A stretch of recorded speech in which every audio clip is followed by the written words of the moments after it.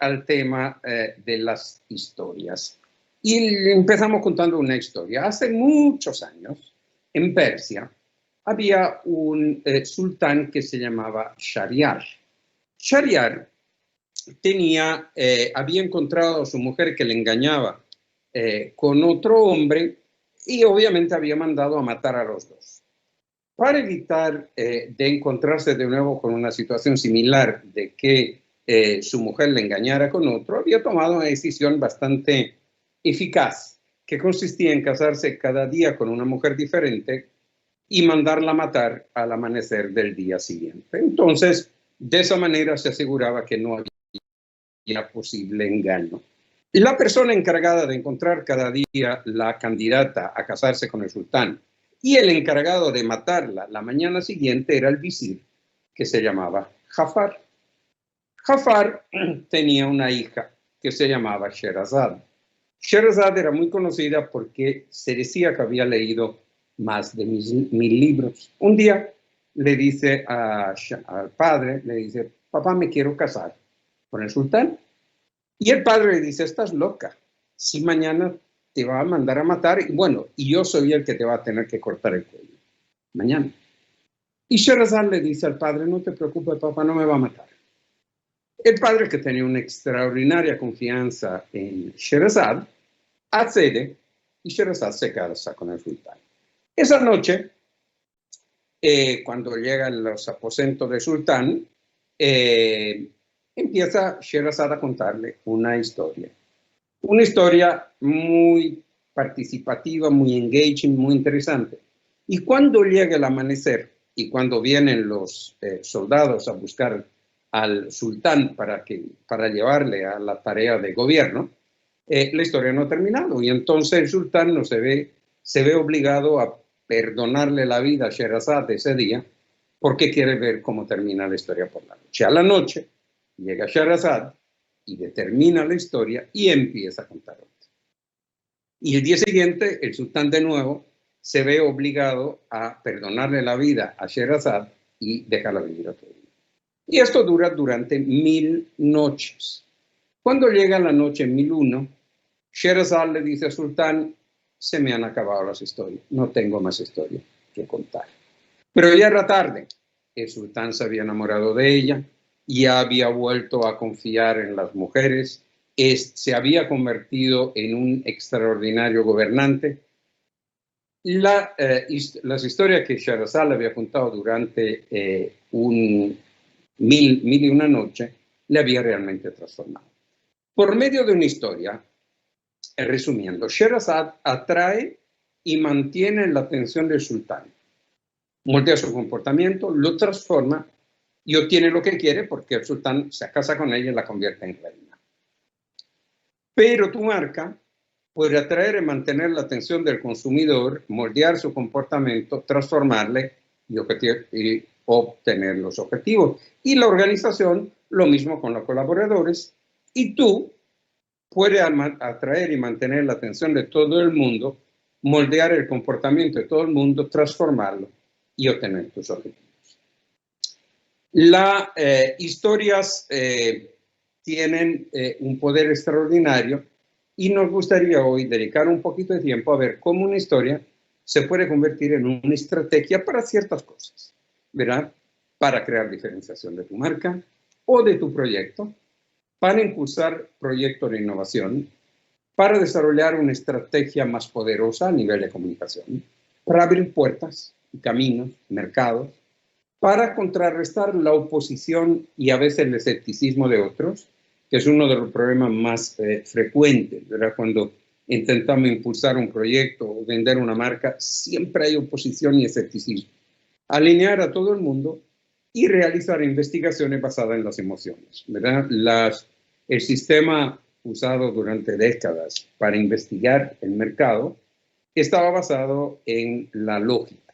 Incluso las investigaciones más cualitativas tendrían a enfocarse más en aspectos racionales que en aspectos emocionales. Una historia o unas historias te permiten entender mejor a los consumidores y realizar un tipo de investigación mucho más basada en las emociones. Ahora, todo empezó hace 85.000 años. En ese momento, ¿verdad? Todos los hombres y mujeres del mundo vivíamos en África. Y de repente, hace como 85.000 años, pasó una cosa muy extraña.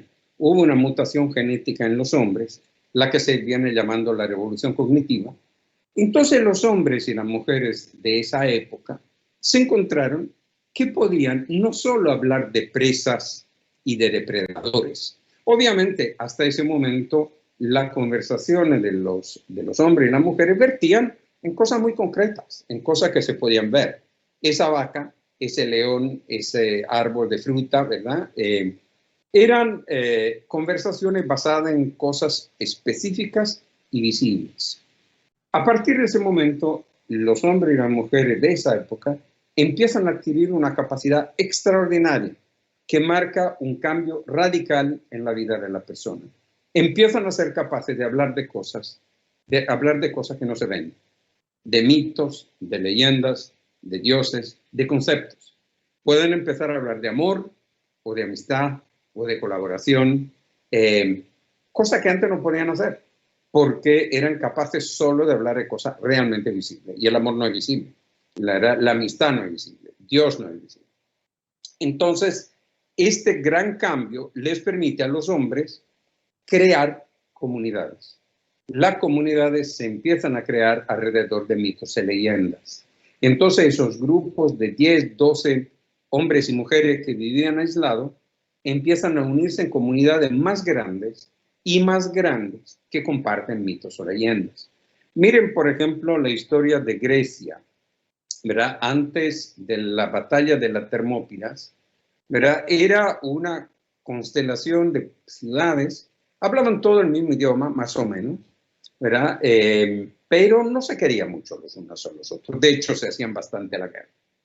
Pero luego llega del norte el ejército de Xerxes, del emperador persa, y es un ejército de 32.000 hombres que bajan del norte e intentan invadir Grecia. En la Termópilas, era una especie de paso estrecho, 300 espartanos, ustedes seguro han visto la película, 300 espartanos logran parar 32.000 persas durante el tiempo suficiente para que el resto de Grecia se reorganice, se una y contraataque. Los 300 espartanos murieron todos, pero sin embargo dejaron un extraordinario legado, dejaron una historia. El día siguiente, en cada pueblo de Grecia, en cada agorá, en cada plaza, se empieza a contar la historia de los 300 espartanos o de los 300 griegos que habían parado a 32.000 persas. Ese día nació Grecia. La historia de los 300 espartanos fue el elemento, el pegamento que logró pegar a todos los griegos. Ahora, ¿por qué una historia relevante para las empresas hoy en día, ¿verdad? ¿Cuál es la razón? Bueno, si nosotros vemos este famoso gráfico que se llama la curva del olvido, si le contamos a cualquier persona cualquier cosa por medio de datos, ¿verdad? Nos encontramos con la siguiente curva, ¿verdad? Que a los 20 minutos se le ha olvidado el 40% más o menos de lo que le hemos contado. En un día se le ha olvidado casi el 70% y en 60 días ya se ha olvidado prácticamente todo. ¿Qué ocurre? Si nosotros no comunicamos por medio de datos, ¿verdad? ¿Corremos riesgo? No, corremos riesgo. Tenemos la certeza que en un día la gente se ha olvidado el 70% de lo que hemos dicho. Pero todos, obviamente, tenemos que vender datos, tenemos que comunicar datos. Porque a nivel corporativo o a nivel de mercadeo, necesitamos comunicar información específica. ¿Cómo lo hacemos? La única manera es empaquetar los datos en un papel bonito. Y ese papel bonito es una historia. ¿Por qué? Porque si nos enfocamos a comunicarnos exclusivamente por medio de datos, en el cerebro, cuando entran los datos al cerebro, se activan dos funciones que son el procesamiento y la comprensión del lenguaje. Nuestro cerebro entiende lo que le decimos, ¿verdad? Y lo procesa. El problema es que ninguna de esas dos funciones tiene capacidad de actuar sobre la memoria a nivel neurológico. Sin embargo, si contamos historia, empiezan a pasar muchas cosas, ¿verdad? Se activa la corteza motora. Piensan que cuando, por ejemplo, vemos una película de terror y vemos a la protagonista escapando, que lo están persiguiendo unos malos que la quieren matar, nuestro corazón aumenta el ritmo cardíaco. ¿Por qué? Porque la corteza motora actúa, se activa y sentimos la misma experiencia casi física de la persona que está viviendo la historia. Las historias activan el proceso de imágenes, activan las neuronas espejo, que son esas neuronas que todos tenemos que nos permiten identificarnos con la persona que tenemos enfrente. Y por esta razón, cuando vemos una película triste lloramos, o cuando vemos una película alegre nos reímos, independientemente que sepamos, ¿verdad?, que esa situación triste o divertida no es real. Le está pasando a una actriz o a un actor que están pagados para hacer ese papel. Pero no obstante, nuestra neurona espejo se activan, de manera que nosotros tenemos la certeza que contando la historia apropiada, logramos producir conexión emocional con nuestras audiencias. Las historias producen transporte narrativo, nos llevan a otro lado, ¿verdad? Si leemos una novela ambientada en Egipto, viajamos a Egipto. Si leemos una historia de ciencia ficción ambientada en el espacio, viajamos al espacio, ¿verdad? Las historias nos llevan, nos conducen. Y por último, las historias activan en nuestro cerebro un rush de hormonas que a su vez producen las emociones. Y las emociones son exactamente los elementos que fijan en la memoria la historia que hemos recibido. Si una historia logra activar hormonas y emociones, se fijará en la memoria de larguísimo plazo. Cuanto más mejor la historia, más tiempo va a durar en nuestra memoria. De hecho, todo nos pasa, ¿verdad?, que nos recordamos perfectamente historias que nos contaron de niños o películas que vimos hace 20 años. ¿Por qué? Porque esas historias actuaron sobre hormonas que producen emociones y esas hormonas fijaron la memoria de esa historia en nuestro cerebro para largo plazo.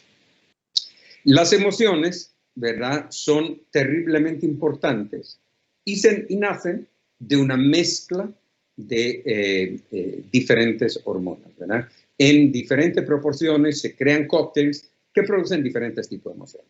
Nosotros tenemos que tener bien claro que las historias que contamos tienen dos finalidades, ¿verdad? Activar las emociones positivas de las personas y posiblemente reducir las emociones de la persona a la que se la contamos. Ahora, ¿por qué, resumiendo un poco, una historia es el arma más poderosa de la humanidad? Bueno, en primer lugar, porque las historias no son cuentos sino estrategias para el cerebro humano. ¿Y por qué digo eso? Porque cuando una persona necesita tomar una decisión, la que sea, la de comprar un coche, de adelantar un camión en una carretera, lo que sea, su cerebro va a buscar antecedentes en millonésimas de segundo, ¿verdad? El cerebro va a buscar antecedentes que indiquen cuál es el mejor camino a seguir. Cuando el cerebro va a hacer eso, se encuentran con dos cosas: con experiencias vividas personalmente y con historias que le han contado a la persona. El cerebro no la distingue muy bien. Entonces, cuando una persona tiene que tomar una decisión y su cerebro va a buscar un antecedente, las historias que se encuentran determinan o influyen en la decisión que se va a tomar y por eso se transforman en estrategias de comportamiento. Las historias, además, tienen la extraordinaria capacidad de alinear la parte emocional de nuestro cerebro con la parte racional de nuestro cerebro. Porque al entrar por el lado racional, por la parte, digamos, de la amígdala, producen estas sensaciones que al fijarse en la memoria a largo plazo condicionan también la parte racional del cerebro. Las historias, como hemos visto en hace un momentito, crean comunidades, ¿verdad? No hay ninguna otra manera de crear comunidades más que historia. ¿verdad? Y lo saben las religiones, todas, ¿verdad? Que están basadas en historias fundacionales.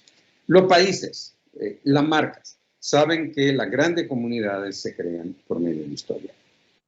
Las historias, además, como hemos visto hace un momento, son estrategias de comportamiento.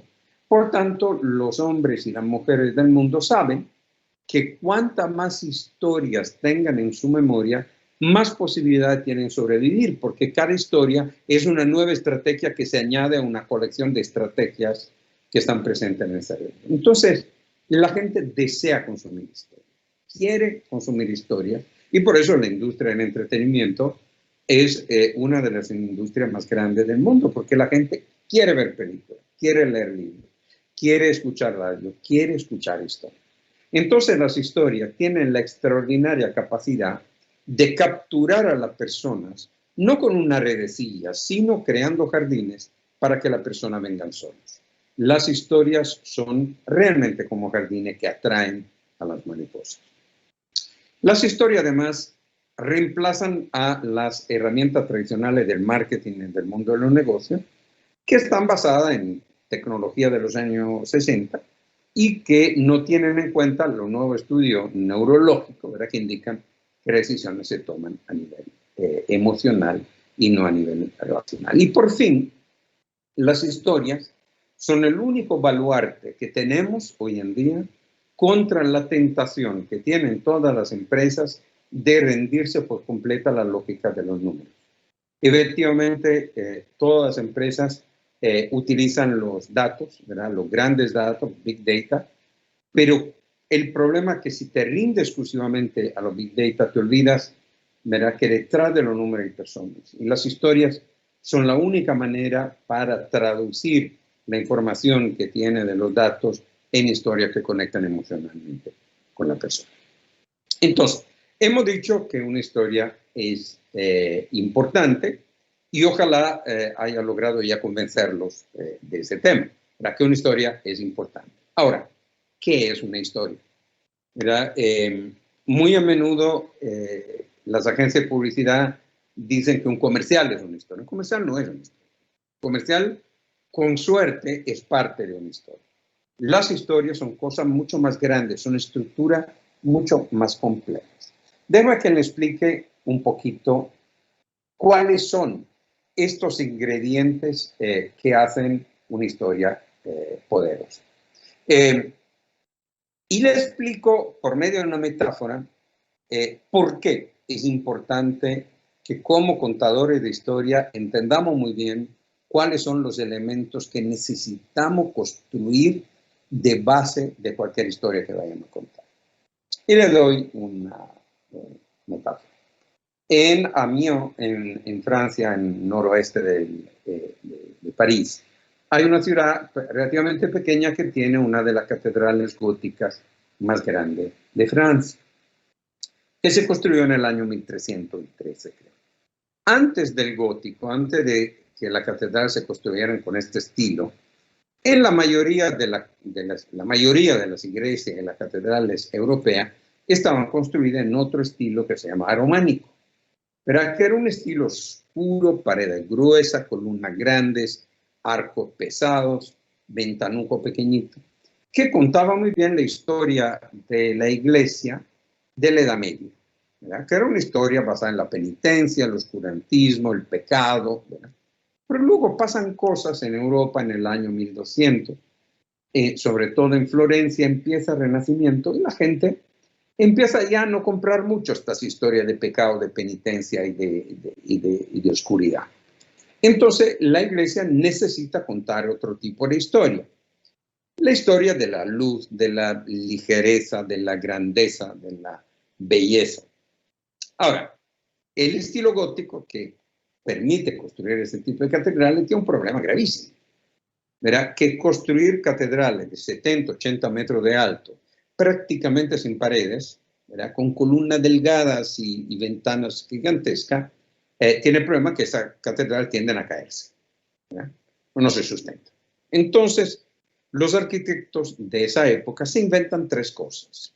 Se inventa la bóveda de crucería, los arcos apuntados y los contrafuertes flotantes. No vale la pena ni profundizar en cómo son estos elementos. El hecho es que esos elementos arquitectónicos le permiten a una catedral de 80 metros sin paredes de sujetarse, ¿verdad? Entonces, gracias a esos artilugios arquitectónicos, las iglesias se pudieran empezar a construir con ventanas muy grandes y luminosas. Las historias son lo mismo como las catedrales. Necesitan cierto elemento constitutivo que las sostengan de una manera extraordinariamente sólida, porque si no se van a caer. Hay dos tipos de estos elementos. Algunos elementos que están bajo el agua, que son elementos profesionales, digamos, ¿verdad? Son esos elementos que usan los profesionales de la narración de las historias. Y empecemos a hablar de esto. Y básicamente, para explicárselo, me gustaría usar dos historias muy clásicas, ¿verdad? David y Goliat y Romeo y Julieta.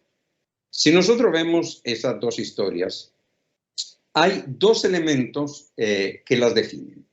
El primero de esos elementos es el arquetipo de sus personajes. ¿Verdad? En el caso de David y Goliat es el arquetipo del héroe. En la historia de Romeo y Julieta es el arquetipo de los amantes.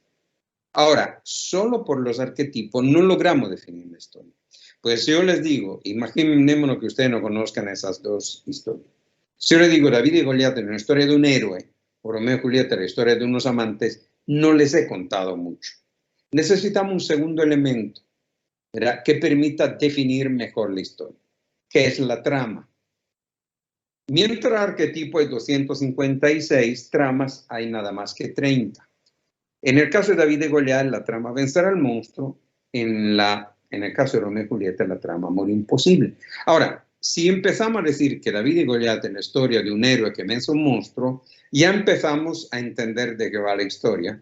Y si decimos que Romeo y Julieta es la historia de dos amantes que se enfrentan a una situación de amor imposible, ya entendemos también cuál es la esencia de la historia. Entonces, resumiendo, estos dos arquetipos, esos arquetipos y trama, tienen dos funciones. El arquetipo o los arquetipos definen con precisión quién es la marca o el que cuenta la historia, y en cambio las tramas definen hacia dónde va.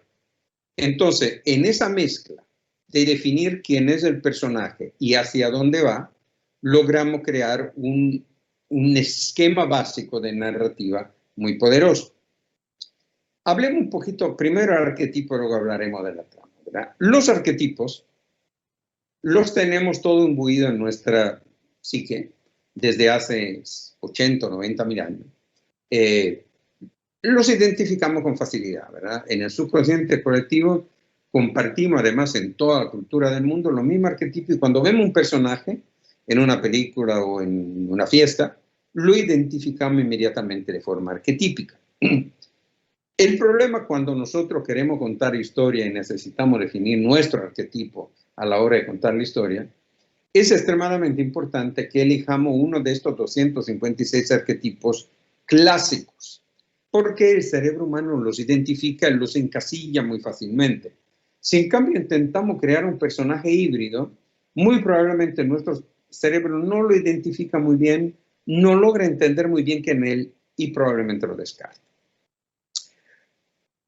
Cuando era joven, o sea, tenía 14 o 15 años, durante la semana estudiaba la Ilíada.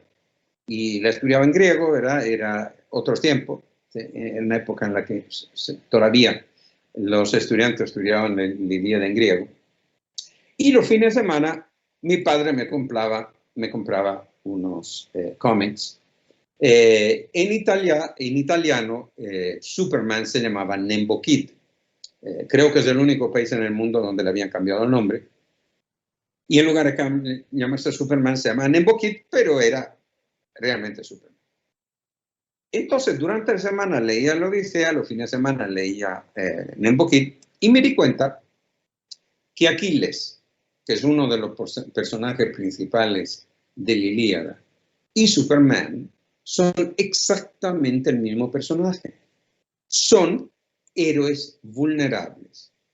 ¿Por qué son héroes vulnerables? Porque Aquiles es invencible, no tiene su madre, que era una diosa, le bañó en las aguas de un río que le hacía invulnerable, pero es vulnerable porque al mojarle en las aguas del río, la madre lo sujetó por un talón y el talón no se mojó en las aguas del río y por lo tanto tenía la vulnerabilidad del talón. Y Superman, que es el hombre de hierro, es invulnerable menos a la kriptonita. Entonces, si vemos los dos personajes, tienen las mismas características, son el mismo tipo de personaje con 4.000 años de diferencia. Entonces, en ese momento empecé a pensar que los arquetipos se repetían una y otra vez, que los personajes no eran nuevos, eran reaplicaciones de personajes viejos. Empecé a entender esto y me di cuenta que muy a menudo cometemos el error de enfocarnos exclusivamente en el primer arquetipo que define un personaje y nos olvidamos de la diferencia. Por ejemplo, Robin Hood y el zorro comparten el primer arquetipo, que es el justiciero. Los dos odian al poder corrupto, quieren proteger a los pobres. En este sentido, comparten el primer arquetipo, pero sin embargo, son muy diferentes, ¿verdad? El zorro va con máscara, va solo. En cambio, Robin Hood va a cara descubierta y va con un grupo de bandidos. Entonces, me di cuenta viendo esos dos personajes también cuando era chaval, me di cuenta que el primer arquetipo es importante, pero es importante definir también los demás. Porque es una observación importante a la hora de contar historia, porque si nos enfocamos solo en el primer arquetipo, muy a menudo corremos el riesgo de elegir un arquetipo de categoría, que es el arquetipo que define prácticamente a todas las empresas que compiten con nosotros en el mismo territorio. Entonces, es muy importante que entendamos que la personalidad de una marca o de un personaje siempre se crea combinando diferentes arquetipos. Además, el mismo personaje no necesariamente se relaciona con la misma estructura arquetípica a diferentes personajes. ¿Verdad? Si vemos la película Casablanca, Rick Blaine, aunque tiene uno o dos arquetipos que le definen, ¿verdad? Desde el primer momento, y mantiene su personalidad a lo largo de toda la película, pero su relación con el capitán Renault o con Víctor Laszlo o con Ilsa, que es su gran amor, o con el nazi Strassel o con Anita Brandel es diferente. Entonces, el mismo personaje y la misma marca y la misma organización, aunque necesita tener unos arquetipos sombrilla, ¿verdad? Muy a menudo necesita tener arquetipos conectados y que no contradigan a los arquetipos sombrilla, pero que funcionen con las diferentes audiencias. Nosotros siempre recomendamos hacer ese ejercicio de búsqueda de arquetipo en dos fases. Primero, buscando los arquetipos de quién cuenta la historia, ¿verdad? La marca, o el grupo, o la organización, o la persona. Y miren este ejemplo de cómo una marca usa un arquetipo. The great men and women of history all began with questions like, can this work better? It was better that gave man wings to fly. Better allowed us to shape our dreams and drive innovation. Better has remade us and transformed our health. Better has given us great art and new ways to create it. And better has given us leaders who fought to improve our lives. The same question, can it work better, is at the heart of everything we do, which is why we have an ambition to build a better working world. And the question is, what legacy will you create?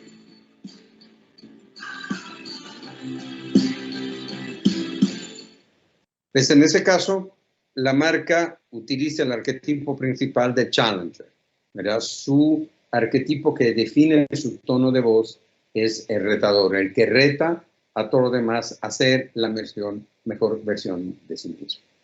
Ahora, definir simplemente el arquetipo de la marca no es suficiente, como veremos en un momento. Es necesario también ver y definir el arquetipo de la audiencia a la que les estás hablando. Miren, por ejemplo, otra marca que General Electric, cómo define el arquetipo de sus audiencias. Molly, can you please take out the trash?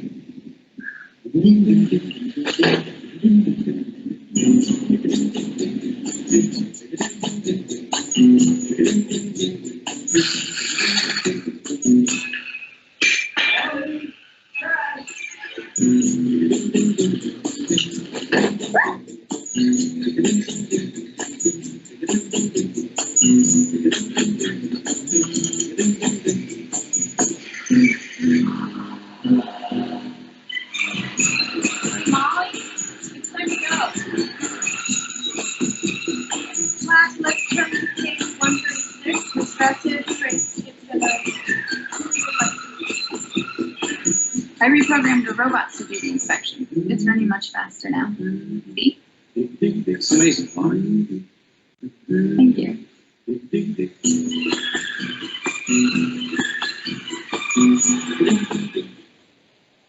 Bueno, déjame explicarle un poquito más la importancia de los arquetipos en las relaciones entre personas, más allá incluso de la relación entre consumidores y marcas. Hace tiempo estábamos en una reunión con un cliente y él no entendía muy bien el tema de los arquetipos, cómo podían determinar el comportamiento de la persona. Yo le di unas fichas, ¿verdad?, de unos arquetipos netamente femeninos y le dije, ¿cómo ves a tu mujer? ¿Verdad? Llevas casado 20 años, ¿cómo ves a tu mujer? Entonces le di 20 fichas, él jugó un poco con ella y volvió y me dijo, la veo como la cuidadora. Entonces yo inmediatamente le dije, mira, tienes un problema, ¿verdad? O sea, si tú ves a tu mujer como la cuidadora de tus hijos, ¿verdad? Has dejado de verla como mujer. Y ella dejará de verte como pareja y entramos en una crisis que probablemente acaba con un divorcio.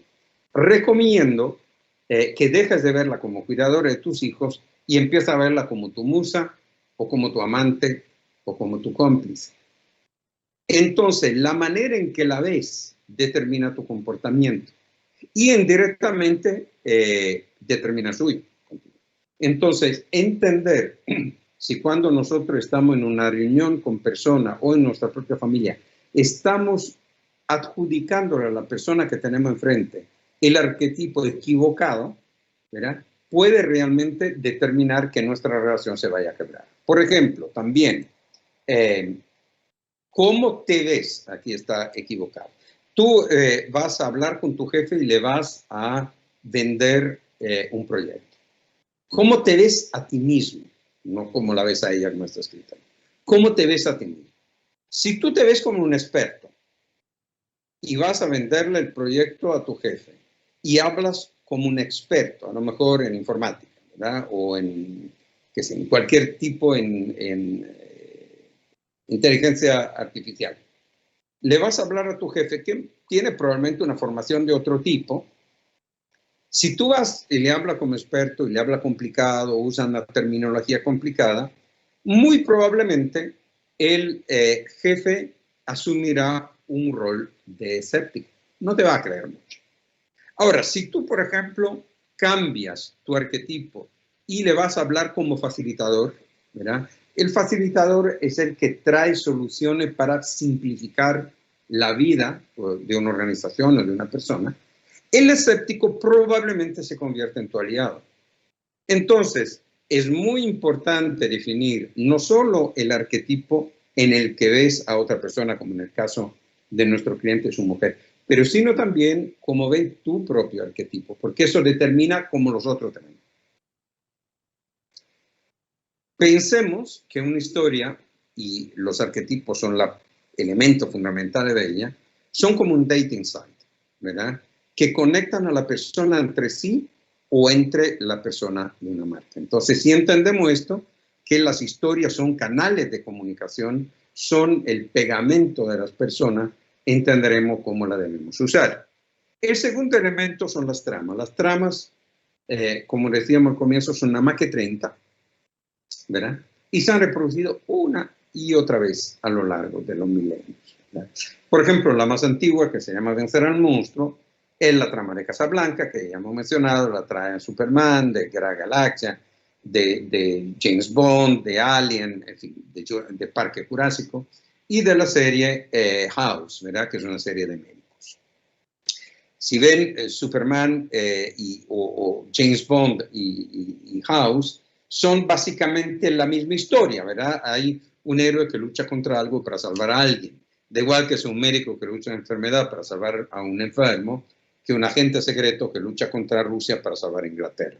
La estructura narrativa de la trama es la misma. Y si vemos, por ejemplo, una de las tramas más típicas de la telenovela, ¿verdad? Que se llama De los harapos de la riqueza, que es la trama en la que se construyó la historia de la Cenicienta, es la trama de Made in Manhattan, la trama de Aladdin, la trama de Pretty Woman y del 100% de las novelas mexicanas. También Disney usa un montón de tramas, ¿verdad? En Beauty and the Beast es el renacer, ¿verdad? Es la trama de un héroe que cayó bajo un hechizo y se portó mal durante un tiempo, se convirtió en una bestia, pero renace y se vuelve a convertir en príncipe. El Lion King es la maduración, ¿verdad? Es la trama de un héroe que pasa de la adolescencia a la madurez y asume más responsabilidad. Y Peter Pan es Viaje y Regreso, es la historia del héroe que explora nuevo territorio con una gana de aprender y de transformarse.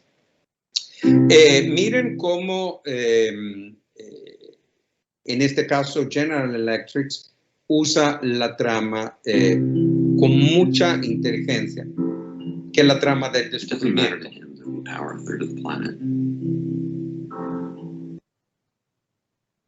She doesn't care that a plane powered by our technology takes off every 2 seconds. And she isn't impressed that we span 3 centuries of invention.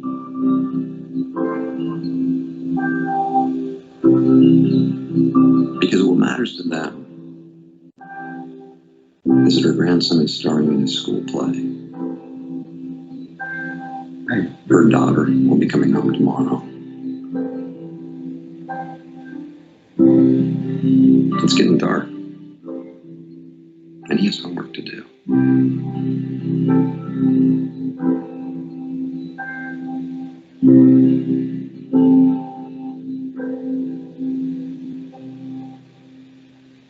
Esta es la trama del descubrimiento, la trama de una organización que se da cuenta que no hace turbina, sino que lleva a las abuelas a ver a los nietos, que no hace, ¿verdad? No crea electricidad, sino ilumina el cuarto para que un niño en la India pueda estudiar y hacer sus deberes. Es el descubrimiento en la trama de una organización que descubre que lo que hace es mucho más importante de lo que se cree. El tercer elemento que es muy importante a la hora de contar historias son las metáforas. Las metáforas son esos trucos que te permiten simplificar conceptos complicados, ¿verdad? Todos utilizamos metáfora al hablar, ¿verdad? Pepito es la oveja negra de la familia, ¿verdad? El tiempo es oro, ¿verdad? Todos usamos metáforas, pero sin embargo, muy a menudo se puede usar con fines de comunicación para contar una historia más poderosa. Por ejemplo, no sé si ustedes conocen, hay una empresa de venta de coches usados que se llama Carvana. Carvana tenía la misión de cambiar la forma en la que la gente percibe la manera de comprar coche y contrarrestar la percepción mala de enfrentarse al concesionario, reemplazándola con algo más eficiente. Entonces, ellos se dieron cuenta que a nivel de comercio, una de las grandes revoluciones en el comercio y que hace sentir a la gente libre de las ataduras de la relación con el vendedor es evidentemente la máquina despensadora. Tú vas a comprarte un café, metes la moneda y te sale tu café. No tienes que hablar con nadie, no tienes que pensar, simplemente vas y compras. Entonces ellos construyeron todos sus concesionarios como si fueran máquinas dispensadoras. Entonces la metáfora es de que simplificamos la compra quitándote la relación desagradable con el concesionario que te quiere engañar y te damos a ti el full control de lo que quiere comprar, lo que quiere pagar de una manera prácticamente automática. Entonces, la metáfora se transforma en una manera de contar la historia de la empresa, incluso por medio de objetos físicos, ¿verdad? De los edificios. Ahora, ¿cómo se combinan? Hemos visto 3 de los elementos ocultos, ¿verdad? Arquetipos, tramas y metáforas. ¿Cómo los combinamos? ¿Verdad? El ojo humano tiene la capacidad de discernir prácticamente 1 millón de colores diferentes. ¿Verdad? El ojo humano tiene la extraordinaria capacidad de distinguir con precisión 1 millón de diferentes colores. Sin embargo, un pintor experto con 12 tubitos, ¿verdad?, logra pintar cualquier color, ¿verdad? Con el blanco, el negro y 10 colores, un pintor experto logra mezclándolo, conseguir prácticamente cualquier color que quiera. Entonces, si nosotros tenemos arquetipo y trama, por ejemplo, simplificándolo a 2 elementos. Imaginémonos que una marca tiene 2 arquetipos y 2 tramas, ¿verdad? Si son 256 arquetipos y 30 tramas, las combinaciones posibles son casi 60 millones.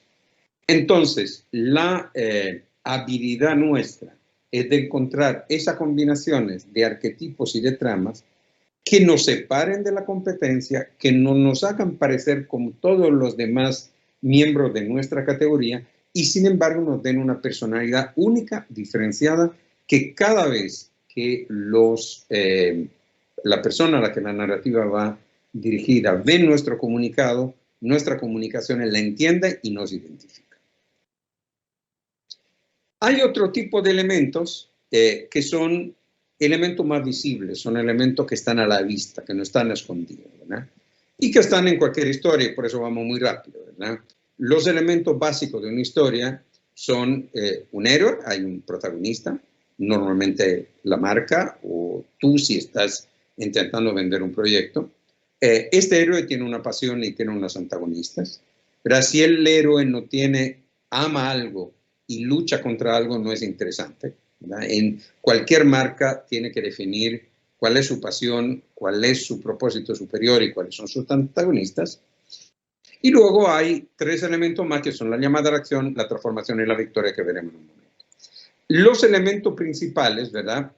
Se definen, los elementos de la primera fila, el héroe, sus pasiones y sus antagonistas, se definen, ¿verdad?, por medio de un buen propósito superior, unos buenos arquetipos bien elegidos y una buena trama. Ahora, la llamada a la acción es la que desencadena la historia. Cuando vamos a contar una historia de nuestra marca o de nuestro proyecto, es muy importante que definamos por qué necesitamos contar esa historia. ¿Cuál es el problema? ¿Cuál es la piedrita en el zapato? ¿Cuál es el dolor que necesitamos contrarrestar? Y nosotros hemos identificado, ¿verdad?, que como en Casablanca, cuando Rick ve a entrar a Ilsa en el bar y dice, hay tantos bares en tantas ciudades del mundo, ella tenía que entrar justo en el mío, ¿verdad? Es ese momento en el que tú te miras al espejo y dices, tengo que hacer algo, tengo que contar una mejor historia. Y hay varias razones. Nosotros pensamos que hay 7 tipos de llamada a la acción. La primera es la que llamamos de la crisis a la unión, que es cuando hay desunión en los equipos. ¿Verdad? El presidente quiere una cosa, el marketing quiere otra, o dentro del mismo team hay diferentes puntos de vista. Esto es muy importante tenerlo en cuenta porque es una poderosa llamada a la acción. O sea, cuando hay una desunión, lo primero que tiene que hacer la historia que construyamos es crear puentes, unificar a todo el mundo. Pues si no estamos todos en el mismo barco, no vamos a llegar a ningún sitio. La segunda llamada a la acción más típica viene de la complacencia, de la arrogancia, ¿verdad? Es como lo que el viento se llevó, los caballeros del sur se enfrentan a la guerra sin darse cuenta que la van a perder, porque en el norte tienen trenes, tienen fábrica, tienen acero, y ellos no tienen nada. Tienen nada más que algodón y tienen un montón de orgullo. El orgullo nosotros lo vemos muy a menudo en las empresas y en los teams. Somos los mejores, nadie nos puede quitar nuestro share de mercado, lo que hacemos es imbatible. Cuando las empresas están en esa complacencia, en esa arrogancia, tienen que entender que están en peligro. Y es una llamada a la acción poderosa que recomienda cambiar esa historia. Esa historia de que somos los mejores, somos los más grandes, hay que cambiarla rápidamente, porque no va a funcionar en el largo plazo. La tercera llamada a la acción es la que llamamos el Deep Impact o el meteorito. Es cuando pasa algo terrible, disruptivo, ¿verdad? Cuando pasa algo que cambia radicalmente la regla del juego, una nueva tecnología, un nuevo competidor, una regulación que hace que la historia que has contado hasta ese momento ya no sirva y tengas que contar una nueva de un día para otro. La otra llamada a la acción es la que llamamos los guerreros de Qin Shi Huang, es la comoditización, ¿verdad? Los guerreros de terracota, si te acercan mucho ves que son diferentes, pero si vas muy de lejos son 6.000 y son todos iguales. Y la mayoría de las marcas, en la mayoría de la categoría, son todas iguales, de cara al consumidor. Nosotros que estamos dentro vemos la diferencia, pero el consumidor no la ve. Entonces, esta es una llamada poderosa cuando vemos que estamos en una categoría realmente muy comoditizada. Tenemos que entender que tenemos que contar una historia que nos diferencie de la categoría. No tenemos que seguir contando la misma historia que cuentan todos nuestros competidores. Luego hay la llamada que nosotros llamamos el síndrome del pez, que es cuando lo que nosotros contamos nadie lo oye. Y nos pasa muchísimo, ¿verdad? Hacer comerciales de carísimos, lo pone al aire y 6 meses después hace una investigación de la marca y no ha cambiado nada. ¿Por qué? Porque la historia que contamos es invisible, porque la historia que contamos no se oye. Entonces, cuando ocurre esto, debemos cambiar la historia, tenemos que investigar mejor a nuestros consumidores o a la persona a la que contamos la historia y tenemos que contar una historia que sea oíble, ¿verdad?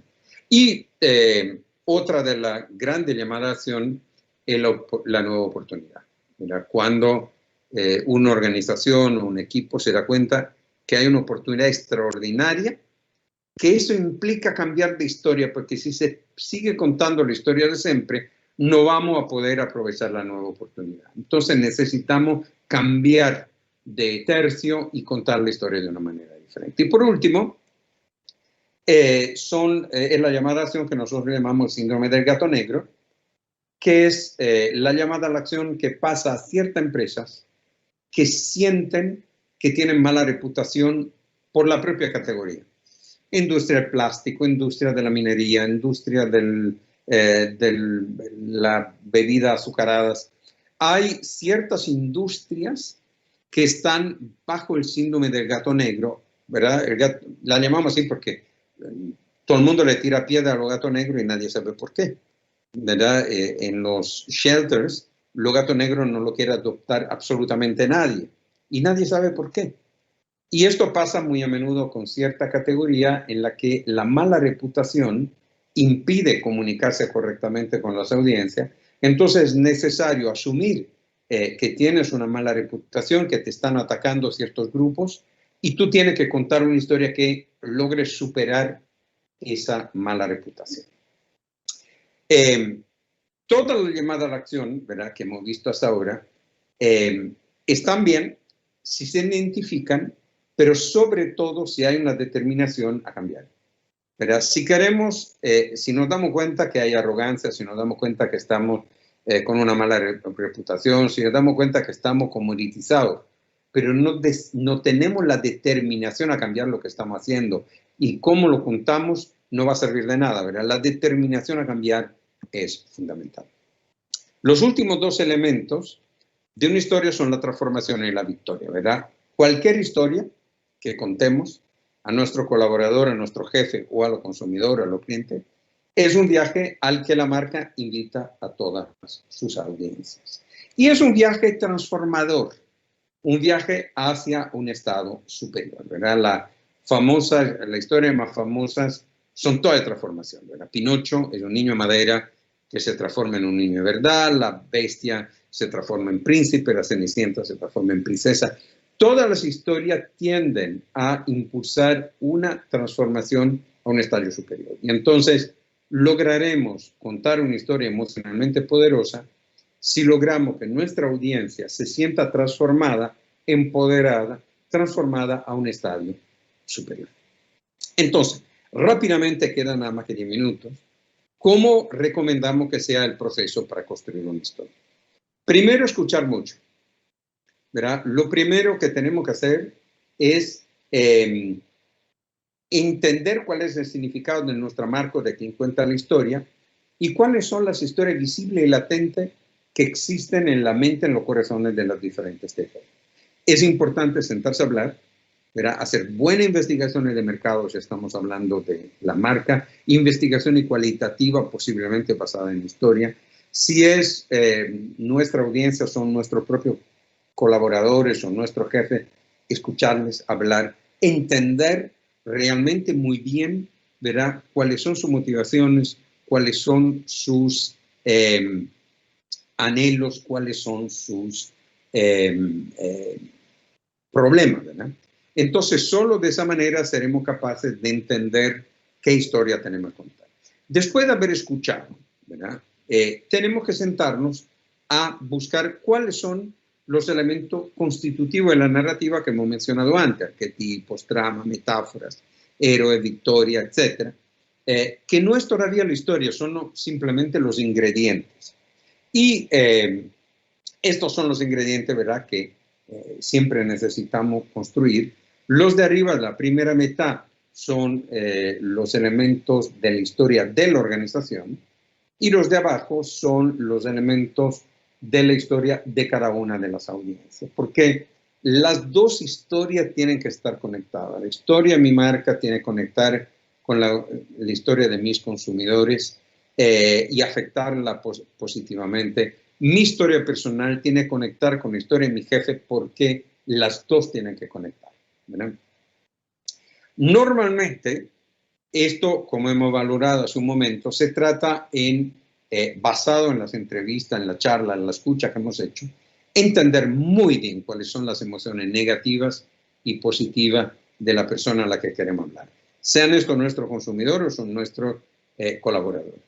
¿Cuáles son sus emociones negativas que queremos contrarrestar? Desconfianza, miedo, lo que sea. ¿Y cuáles son las emociones positivas que queremos reforzar? Y sobre esta base definir cuáles son los valores de nuestra marca, de nuestro equipo, que nos permite combatir las emociones positivas y las emociones negativas. Las emociones, ¿verdad? La gente tiene muchas emociones, pero tenemos que entender cuáles afectan a nuestra marca o a nuestro proyecto, ¿verdad? Hay que ser muy selectivo y decir, la persona, nuestros consumidores o nuestros colaboradores, ¿verdad?, tienen un montón de emociones, pero cuáles están realmente relacionadas con el proyecto o con la marca. Y eso es un trabajito interesante, ¿verdad?, para entender cuáles son las emociones que nuestra marca puede o nuestro proyecto puede favorecer si son positivas y eliminar si son negativas. Cuando tienen los valores de la marca, entonces ella sí puede construir arquetipos y después de los arquetipos estructurar las tramas. Cuando termina esa fase, ¿verdad?, y tiene todos los elementos narrativos, empieza la fase de leading, ¿verdad?, que es cómo esos building blocks de la historia se traducen en algo concreto. Nosotros siempre recordamos que una historia es como un viaje, ¿verdad? Una historia es igual que un viaje y necesita ser tratada como un viaje. Entonces, si ustedes se sientan a construir la historia de una marca o de un proyecto, plantéelo como si fuera un viaje, que tiene varios puntos en lo que volveremos en un momento. Imagínense que ustedes van en coche de Ginebra a Palermo, ¿verdad? Un viaje en coche, 1.500 kilómetros, ¿verdad? ¿Qué tienen que hacer para definir ese viaje. Tienen que pasar por un túnel cuando cruzan el Mont Blanc. Para pasar de Italia a Sicilia tienen que usar un ferry, pero también tienen que echar gasolina cada X kilómetros. Cada X kilómetros tienen que ir al baño, tienen que comer, ¿verdad? Cada X hora tienen que dormir. Eventualmente pinchan una rueda y tienen que cambiarla. Un viaje se construye, ¿verdad?, a base de muchas cosas. Si no la tienes en cuenta, no llegas. Pero si no para echar gasolina, si no para comer, si no para ir al baño, si no cambia la rueda, si no paras a dormir, no llega a Palermo nunca. La historia le pasa absolutamente lo mismo. Tiene que arrancar, es un viaje, que arranca en el status quo, o sea, ¿dónde estamos ahora? Y termina en la victoria. ¿Verdad? Cuando hemos logrado lo que queríamos hacer contando nuestra historia. Entonces necesitamos diseñarnos un mapita, ¿verdad? Y decir, ¿qué va a pasar de entre hoy en día estar donde estamos y la victoria que logran nuestros objetivos? Hay una llamada a la acción. ¿Cuál es la llamada a la acción? ¿Por qué necesitamos contar una historia? ¿Por qué no logramos diferenciarnos? ¿Por qué somos demasiado arrogantes? ¿Por qué ha pasado algo? ¿Se ha caído un meteorito? ¿Ha cambiado todo el juego? ¿Verdad? ¿Cuál es nuestra llamada a la acción? Dediquemos tiempo a pensar en eso y lo mapeamos. Hay que ver cuáles son lo que nosotros llamamos rechazo de la llamada, ¿verdad? ¿Cuáles son las disculpas que nosotros mismos nos vamos a poner por no contar una nueva historia? ¿Verdad? En todas las circunstancias, en toda la película, en toda la narrativa, el héroe al comienzo se hace un poco de remolón, ¿verdad? No quiere pasar a la acción, ¿verdad? En Guerra de Galaxia, ¿verdad? Los héroes tienden a decir, pero ¿por qué yo? ¿Por qué me tengo que meter en esto? Entonces es muy importante mapearlo, es decir, ¿cuál disculpa yo mismo me voy a poner, o mi equipo me va a poner, o la agencia de publicidad me va a poner para hacer ese cambio? Hay que mapear quién es el mentor, quién te puede ayudar en ese proyecto.